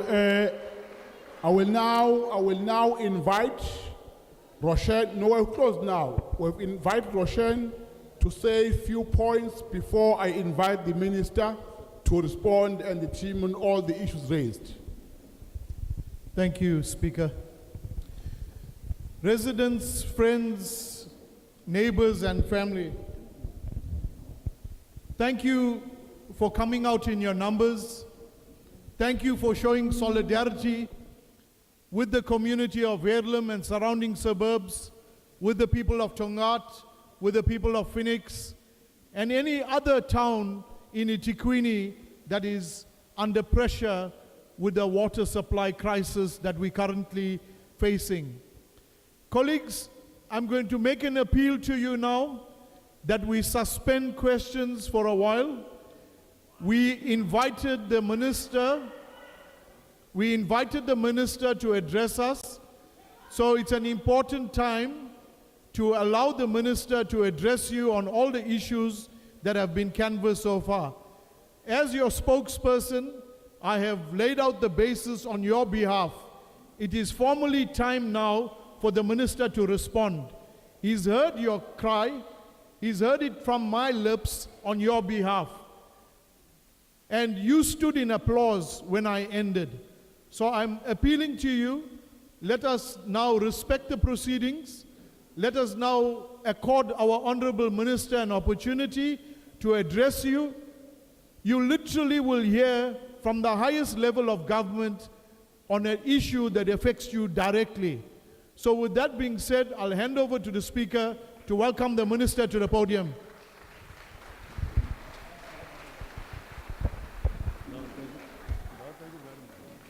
I want to throw my fears as well. Thank you very much, Program Director, Speaker of eThekwini. That's the and also all other councillors who are here beside yourself. And we thank you and thank them for being present here. But I just want to say to councillors, as far as water is concerned, we really want more from councillors when it comes to what that is happening at the moment, including councillors of eThekwini. We want more from them than we are seeing. But let me go on to acknowledge the chair of Umgeni Water, who is amongst us here. This is Advocate Kuzwayo, who is now chair of the meshed boards, Umhlatuze and Umgeni, former Umgeni and former Umhlatuze. We now have one board in the whole of KZN.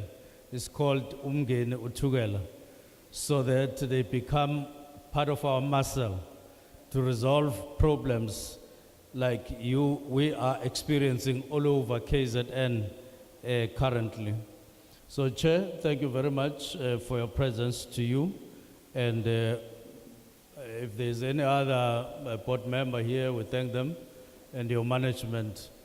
And then let me come to ethnic. I mustn't jump you. You are going to say, because you are not a politician, you are a manager. You should thank you very much for coming together with your other colleagues. Musa Ngigi, thank you very much for being present. Secretary of the governing party, for being present. It is important that you attend meetings like this in your capacity because of what has been said and what gets said about how we are running eThekwini and as a governing party here, so that you understand. Now, stuck there is the head of water and sanitation in KZN. We have an office here in KZN, and so he runs that office. That's why he is there. I don't see who is. Oh, okay. Makanya is part of management. I'm greeting all of you. But I want to turn my attention this side. Firstly, I want to acknowledge the presence of yourselves as a Verulam Water Crisis Committee. Now, let me immediately tell you that whenever and wherever I come across the word crisis in water, I always feel that it means that we are not doing our job properly because there's a crisis. But I'll go on to give you the explanation for that. But let me thank you very much, Roshan and the whole team, for standing up, coordinating yourselves into a committee so that you liaise between the Water Service Authority, which is at eThekwini, ourselves in Pretoria, and the people in this area. Thank you very much for that. I know you are doing this for free, you are not getting paid. But for now, be satisfied that we are recognizing you. We are willing to work with you, take your advices, and also listen to you. That is why we invited you here. But we thank you also for organizing the meeting. Thank you so much for that. I know there are other civic organizations here. I saw Jay and a host of others, Tongati Civic Organization, and there are many others. And I know tomorrow at 4 o'clock, we will be in Tongati to have a meeting with all the NGOs that have donated water since COVID, just to sit down with them and thank them and appreciate their generosity up to now. Now, firstly, I want to agree with those of you who have touched on the constitutional obligations of ourselves as it relates to water. Water is a right, water is a source of life, water is life, water is essential, water is life itself. I want to agree with all of you on that. No one amongst us can move without water. And it is true. I often say that if in a municipality there are potholes, at least you keep on driving, avoiding these potholes, swerving your car this way, but you keep on going. Without water, you can't move. You can't do anything.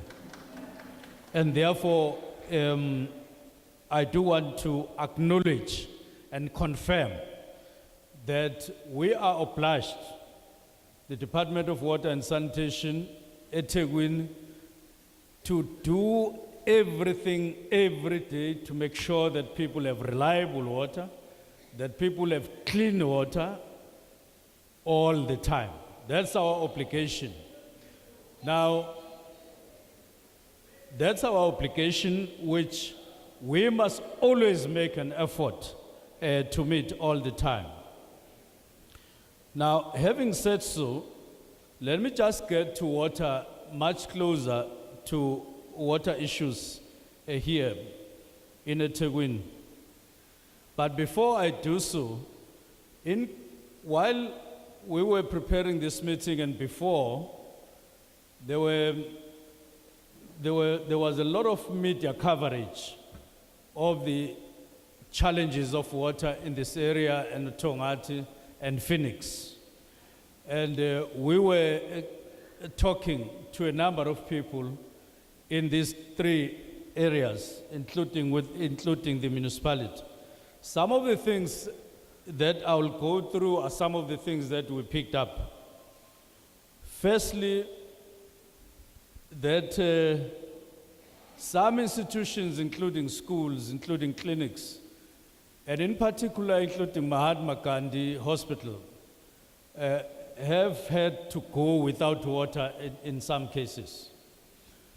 At some point, I was given the number of the cell phone of the matron in charge in Mahatma Gandhi, and I spoke to her. And we spoke to eThekwini to facilitate tankers to go there. But it was something that I was hoping would continue. That's why I gave the matron the number of the MM and her number, so that there is interaction all the time in terms of providing water. And that experience of the hospital and clinics and schools without water is a no, no, no. It's just a no, no, no. We can't allow it. The crisis committee shouldn't allow it. The community shouldn't allow it. All of us must not allow that. And we must make all efforts and make sure that this does not continue to happen. It must stop. And that includes councillors, of course, that we should work together to put a stop to that particular problem. Of course, there are a number of households that have suffered, a number of community members who have suffered. There have been a number of people getting harassed by police for some reason or the other in confrontations when there were protests, when the community protested and police had to come in, maintain law and order, and there would have been some problems and tensions. Now, for all of this, let me just say one thing, that we, on behalf of our department, I want to say this. Even though the department has not necessarily been a direct cause of the challenges that are here, but we can't absolve ourselves. We can't avoid it. That is why when the matters broke out, I instructed the DG, Dr. Sean Phillips, together with DDG, Dr. Mate, to come directly to eThekwini, hold a meeting with all the officials of eThekwini, the officials of Umgeni, and then find a solution which is engineering based. And they held a 3 or 4 hour meeting, and they issued a statement to the public. so that we get guided by what they assessed, discussed, and what came out in that meeting. We have a document that details all the problems. They are agreeing on how we should go forward on that matter without any political issues and so on, just engineering alone to say this is what we must do going forward to resolve all the matters of eThekwini. But let me start here. The issue which is very, very important in eThekwini is that over time, water in Umgeni and from other sources that supply eThekwini with water have water now reduced. We no longer have raw water, and it's going to go on as we go on second year, third year from now, fourth year. If we don't do anything, we are going to have a real crisis at that time. It is for that reason that we have been in intense discussions with eThekwini. I'm happy, I'm not going to go back to say what have we gone through and so on, but I'm happy that on the 31st of January, a decision or a resolution was passed by Council of eThekwini that Umkomazi Dam project can now go on. They are agreeing on the offtake, which will guarantee not only the supply, but sustainable raw water supply when our fortunes in Umgeni system, the water levels there get reduced. We will have that supply. That is what I've been very, very worried about, that we can do everything and anything. If we don't do anything about reduced raw water supply to eThekwini, it would amount to dereliction of duty, and we have been in the forefront of that, and we have now resolved that. It is for that reason that on the 8th of February, I've already convened a meeting of TCTA, that is the SOE, that is running Lesotho water project that supplies water from Lesotho to South Africa. It is that government company, SOE, that oversees that. It is now going to start with that particular process of building the dam there together with Umgeni. We will have that meeting. For that project, I have said to DG, he must prepare a military precision kind of a report that we will adopt as a roadmap to building that particular dam without any delay. So the main thing is that for these 5 districts, eThekwini, uMgungundlovu, uMsunduze, Ugu, and Ilembe, their problems, once we finish this dam, their problems will have been completely overcome in terms of raw water supply. And that is now what we are going to be managing. But let me come to the fundamental problems or serious problems that we have in eThekwini that we need to resolve. That one is number 1, of ensuring continued and sustainable raw water supply. The second one is that eThekwini loses too much water via what we call non-revenue water, which includes water losses directly to the floor or to the ground. And I'm happy that you mentioned that. It is true what you were saying. They lose too much water, and we cannot allow it to go on like that without arresting that particular problem. That is the second basic and key issue that eThekwini and ourselves in this particular issue, in this case. We must resolve this issue of non-revenue water, and there must be a time frame of phases of reducing this particular problem, and in a concrete, evidence-based manner that we need to agree on and manage going forward. All of us as the water sector. It's no longer a matter that we are leaving to eThekwini, even though we know we are responsible for water resources and bulk supply. They are a water service authority. They are responsible for supplying water internally.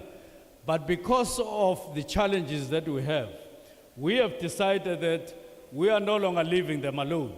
We are going to be working together, all of us, DWS nationally, eThekwini as a water service authority, Umgeni Uthukela, and then, importantly, I will say how, yourselves.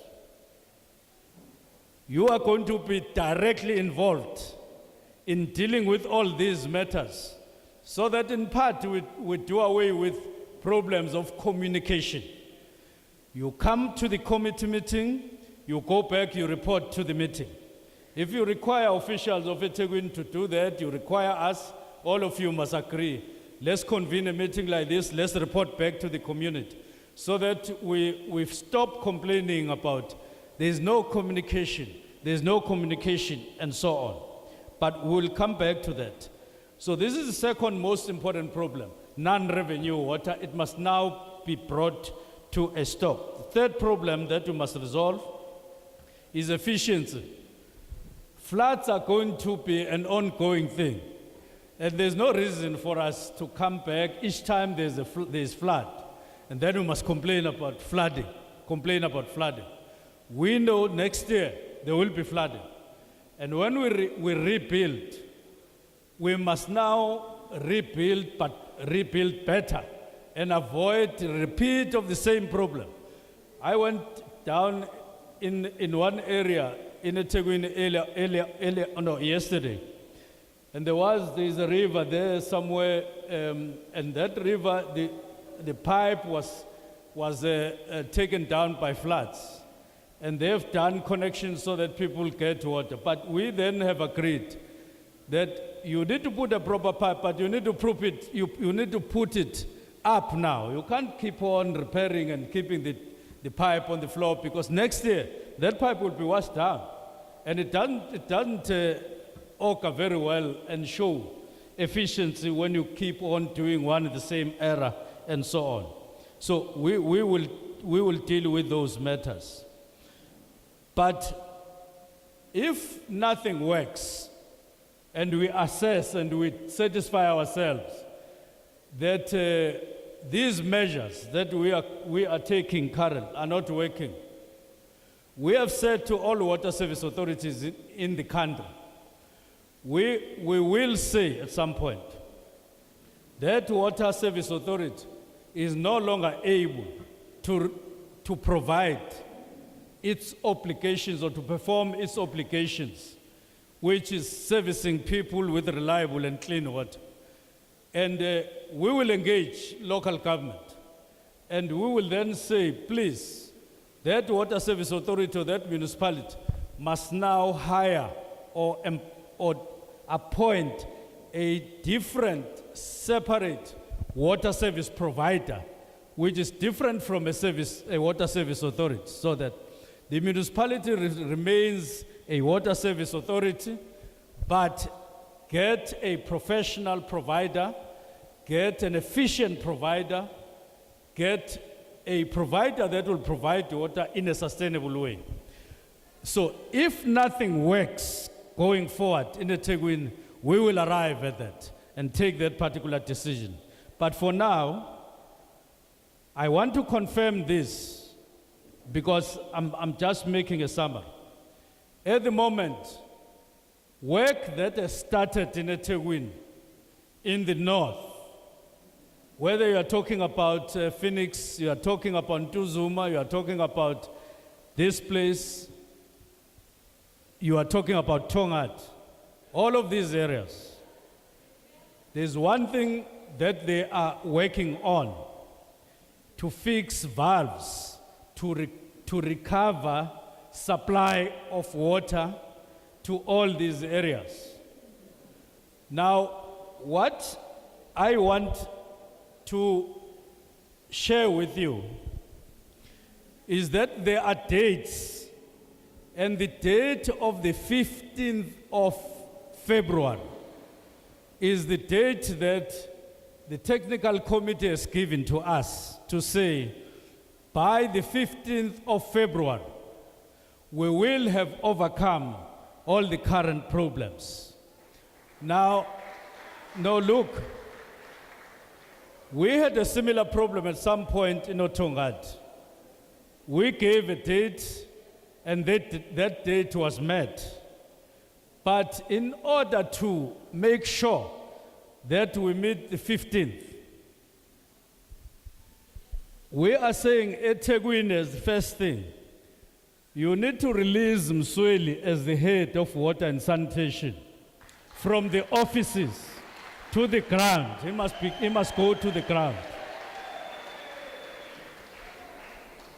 That is the first thing. I've spoken to the chair of the board to release the COO of Umgeni Tugela from other duties, just to focus on this particular problem in Tongat. But over and above, we decided that DG, Director General of our department, every 2 weeks, he will hold a meeting with them to monitor progress, to intervene when it becomes necessary to intervene. But in those meetings, which will be twice a week, I am officially inviting you. I'm inviting you as Verulam Water Crisis Committee to be involved in this meeting that takes place twice a week, to participate in those meetings yourselves and be part of that meeting. Bring in all these solutions. If needs be, we will pick up 1 or 2 more other entities like Otongati Civic Organization, because they brought in a document there which has a number of suggestions and proposals. Now, we don't want to start off by rejecting proposals from the community. We must start by looking at all these proposals so that we eliminate them to say this one won't work, and we agree in the war room. And then we remain with those that will work, and then we start to implement them. Now, I'm going to give you a mic to check whether you agree that I know you are participating, but I've not been part to that. And I'm told that some of the councillors here are also participating in the war room. I'm not going to talk about councillors. They are politicians like myself. We have a problem together with them. And I don't want any one of them to pretend that they know they are able to resolve the problems, because problems have cropped up. They will come on oversight together with us, so that when we come here, we come with councillors to do oversight on the technical committee. So I don't want them to be part of what we're talking about, the war room. I just want technicians there, so that you prove why you were employed. You prove your skills to us. You tell us that we need to do this, we need to put money on this and this, and we resolve all the problems. Now, where is the other mic? I want you to come and take this mic. All I want is to say, you agree that you are going to participate, so that there's no need for us to really go and have protestations on the road if we do our work efficiently. Of course, that is your right. It is your right to protest. We can't stop you. But I'm saying, if we do our job efficiently, as we want to do, and as we are incrementally doing in water and sanitation, there will be no need of this matter. And so I want us to work together, technically, make sure that people incrementally get water and all these problems get resolved. Now, I want you to make, to assure the public that you are going to be part of the war room. That's all I want from you. Yeah, colleagues, Minister is actually correct. The Verulam Water Crisis Committee, we have also co-opted members from Tongat and including Phoenix, that they are now also part of the war room meetings.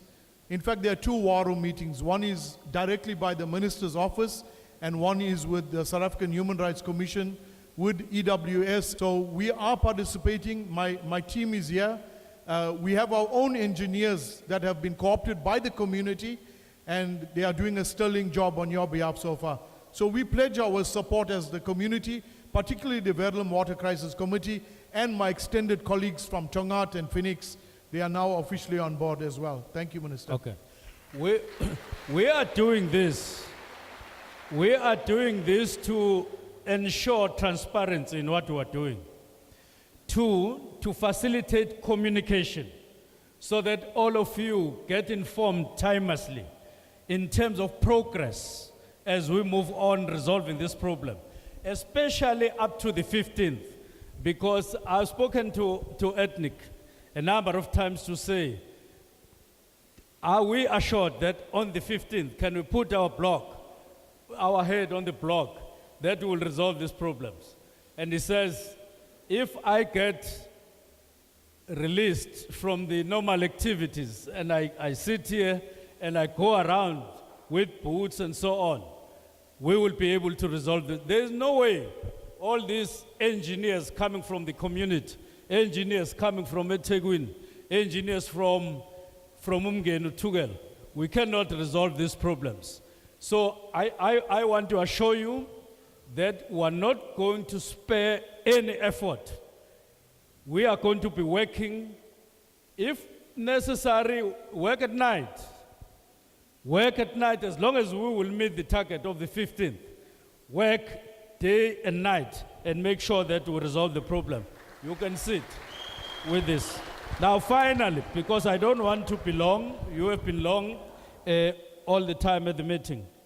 So I want to say to you, we together here, it is important that we work together. Yes, I know you are the public, and you want us to hold us accountable. We don't want you to give us any discount in terms of holding us responsible. Hold us responsible. Hold us accountable on these matters. 100%, I have no problem with that, to be held accountable. That is our job. And therefore, I want us, but even though you hold us accountable, it doesn't necessarily mean that you as the public have nothing to do. You have a responsibility, you have a role. We want you to play that role. We want us to work together, and together we'll be able to overcome this particular problem. But from time to time, I will be coming myself, together with the chair of the board, to receive reports to make sure that there is progress between now and the 15th. And I know if we do that, we will resolve all these problems. They can talk for a long time about valves and so on, but we'll be counting how many valves have been fixed. How many valves have been fixed, we will resolve that. After the 15th, we will see what date we can. We will agree that we call that meeting not long after the 15th, not in December, shortly after the 15th, to come and account on our undertaking, so that on that day we give you a report on the undertaking that we are doing here. It's not a huge issue for us to be held accountable and deal with this particular problem. So I want to thank you, Speaker. I want to thank you, community members. I want to thank you, everybody who is here, but want to really apologize to the pain that we have gone through, want to apologize to every other problem of deprivation of water in the past few weeks, but make an undertaking that we are on the task. Phoenix people said they will not want to come to this meeting. They will want us to go to Phoenix. I agree with them. In the next few days, we will go to Phoenix to address them because we have nothing to hide. Face them and address them on these matters so that we work together. And with that, I really, really want to thank you very much. And thank you very much for your patience and all of that. But shortly after the 15th, we will convene another meeting to give you a report back. Thank you very much. Minister, thank you very much for your time.